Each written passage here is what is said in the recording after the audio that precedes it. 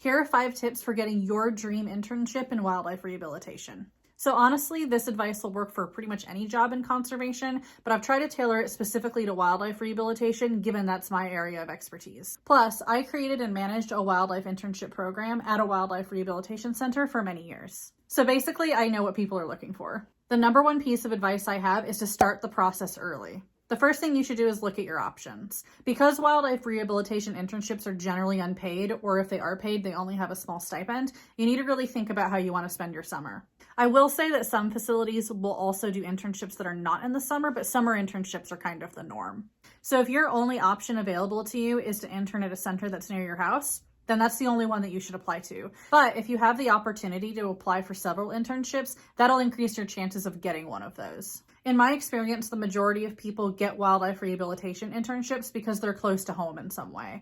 So it's something that they can do while also working another job or living at home to keep expenses down. Honestly, the best way of finding a wildlife rehabilitation center near you that is probably going to have an internship is to just do a quick Google search. Usually wildlife rehabilitation centers should list online when they accept internship applications. And if they do, you want to put your application in as soon as possible. This is especially the case if you want to intern at a facility that's really well known. In my experience, because most of the internships are unpaid, most wildlife rehabilitation centers aren't super picky about what interns they admit or not admit, unless they're a facility that is really well established, has lots of funding, and they get a lot of applications. That being said, that doesn't always mean that getting an internship is going to be a guarantee. It really depends on the year. So in some years, I would have applications coming in as late as April, and I would accept those people. However, in 2024, I had the majority of the internship slots basically filled pretty much by February. That being said, I had not interviewed everybody yet, and I wasn't 100% sure who I was going to admit and who I wasn't, but I pretty much had all of my slots filled, and I wasn't really super looking for other people because I had all of these interviews already lined up, basically. So by mid-February to March, I was actually turning people away or telling them that they had to be on a waiting list because there was so much of a demand and so much interest. And here's the thing, if you're applying to those positions, you don't necessarily know what the situation is for that organization. They may need a lot of people that year because they haven't had a lot of applications and they'll take pretty much whoever they can get. But they might have had so many applications that they can kind of pick and choose. And regardless of what the situation is, it's always a good idea to get that application in early. I don't know how it is at other facilities, and obviously their protocol is going to be different. But for me, I always told people, if you want to have a pretty good shot of hanging on to an internship slot, you need to be applying for those in January. That's because you're probably going to have to be interviewed. They're going to have to do paperwork for you. Some states require permits, some don't. And so it takes a while for that ball to roll, not just for you, but for everybody in that internship program. I know that the idea of applying in January might seem a little strange, especially because you're like, well, summer's so far away, there's going to be other options. But the longer time goes on, week after week, there's going to be less and less options for you to do something constructive with your summer if you want to go into wildlife conservation. Plus, you're not going to be as stressed because you put all your applications out already, right? And from a hiring point of view, whether it's for an internship program or an actual job, the fact that you've put that application in early shows initiative. It shows that you care, that you want to be kind of right up there as the first person who's applied. The quality of interns sometimes follows that pattern too. People who generally apply late to the internship, say in April, are usually people who this is just something that they need to do rather than something that they're passionate about. People who are passionate apply early. There's some sage words of advice for you. You also want to make sure that your vaccinations are up to date. Most wildlife rehabilitation centers are going to want you to have at least a tetanus shot if you can get it. And that's just because the risk of getting tetanus is a lot higher in wildlife fields, especially wildlife rehab, than it is in, say, other jobs. But especially if you want to work at a facility that does mammals, and especially if you want to work with rabies vectors like bats, foxes, bobcats, you're going to want to get rabies pre-vaccination shots. Most states require you to get those shots if you want to work with those animals. And if you're going to go into a career in rehab working with those species, you're going to want to get those shots anyway. When you're a student, it can be a little bit easier to get those shots while you're still on your parents' insurance. And especially if you say it's for an internship or something that you have to do for school. I know that the shots are really expensive and not everyone can afford to do them. And again, some rehabilitation centers don't do mammals, so it's not a concern, or they'll still accept interns. They just can't work with those rabies vectors. But if this is really a field you want to go into, it's a good idea to have it. Even if you're not going into wildlife rehabilitation, having those shots in your back pocket will open up doors for you to get other jobs working with mammals. The nice thing about rabies vaccination too is you usually just have to get a titer every 2 years. And as long as your titer's fine, you don't have to get any other shots.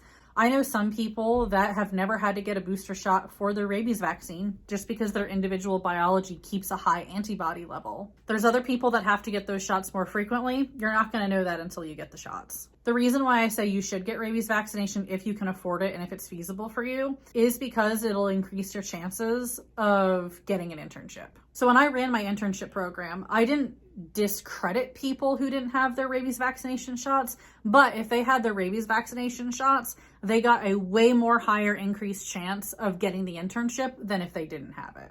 The second thing you need to do is you need to cast a wide net. So if you can, and if it's feasible for you, apply for multiple positions at different facilities. So let's say you can't do that and you can only put in an application at one facility because it's close to where you live, right? What should you do then? You still want to have a backup plan. So one of the things that you might want to ask the person who's in charge of coordinating the internship program is, hey, if I don't get this internship, can I still volunteer? Volunteering usually comes with less responsibilities and you're not going to be as hands-on as you would be an intern, but it's still experience, right? And next time around when you apply to internships, you can be like, I already have volunteer experience and I was a good volunteer. Maybe you should take me as an intern. I also was in a weird situation where I started as a volunteer, but because there was such a demand for help, I actually graduated from being a volunteer into the internship program, even though I wasn't intending to be an intern. Let's say the worst case scenario happens and you don't get any of the internships you apply for. And because of your situation, you're not able to go and get another job in wildlife. So maybe you're just working a retail job back home and you're missing out on experience. One of the things that you can do is take classes. I don't know of many centers that do this, but the Wildlife Center of Virginia has a wildlife care academy where you can watch on-demand classes pretty much from anywhere in the world. None of this is going to replace actual hands-on experience, but at the very least, you can be like, hey, I've taken classes at a very well-known facility and I have some knowledge and some background in this. So when you apply to jobs or internships, you kind of have that in your back pocket. The third thing that you should do, and this is with the application itself, is you want to have a good statement of intent. Most internship applications have a section that's, why do you want to do this? Why do you want to do this internship? And you want to have a really strong reason for why you want to do this. Here are some examples of some weak reasons. I want this internship because I like animals and I want to work with animals. I want this internship because I care about nature. I want to go into wildlife rehabilitation because it seems fun. All of those things are probably true about you, but they're kind of generic reasons and they're not really telling me anything about you and what you value. Most people like animals. A lot of people think rehab seems like a fun job. Most people like nature. So here's examples of some strong reasons. I want hands-on experience working with wildlife. I'm really passionate about wildlife conservation. I want this internship because it is my goal to become a professional rehabber. Do you see how all of those examples have a little bit more teeth to them? What you can do to make those strong statements even better is to have a because statement. You don't want this to be something that's really long, but you want it to make an impact. I want hands-on experience working with wildlife because I want to become a wildlife veterinarian. I'm really passionate about wildlife conservation because I want to contribute to bird conservation. I want to become a professional wildlife rehabilitator because environmental stewardship is really important to me. Do you see how all of those are even better than the strong statements? People who are running internship programs want to know that you're a good candidate and a good fit for this field, and those sorts of statements will tell them just that. The fourth thing you need to do is make sure that you have a really strong application. The big thing with this one is you want to boost your successes and minimize your failures. If you have any hands-on animal work, even if it's with domestic animals, highlight that. If you don't have any hands-on animal work, then talk about some of the classes that you've taken. Yeah, I don't have any experience with mammals, but I've taken mammalogy. Volunteer and hobby experience, I think, counts too. So maybe you've never held a bird before, but you're a bird watcher and you're part of the local bird club. Put that down. You don't want to come across as an expert on these applications because in my experience, the people who are like,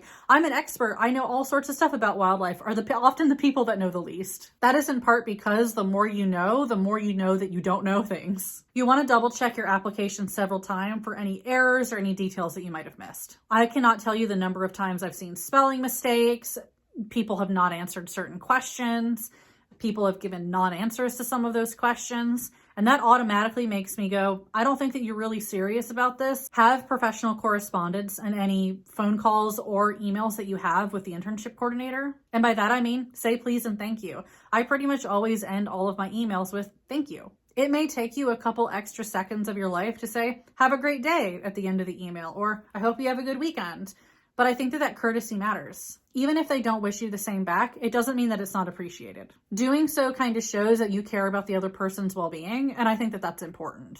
Number 5, practice for the interview. Practice, practice, practice. The more practice you do, the better you'll do. If you're in college right now, usually your college or university will have some career preparedness center. The role of that place is to help you with your resume and practice your interview skills and stuff like that. If you're a Virginia Tech student specifically, they call that place the Career and Professional Development Center. Go do a mock interview with them. I highly recommend it. But if you don't have something like that available to you, I've made a video here on how you can ace any interview. I hope that was useful, and if you have any questions, feel free to let me know.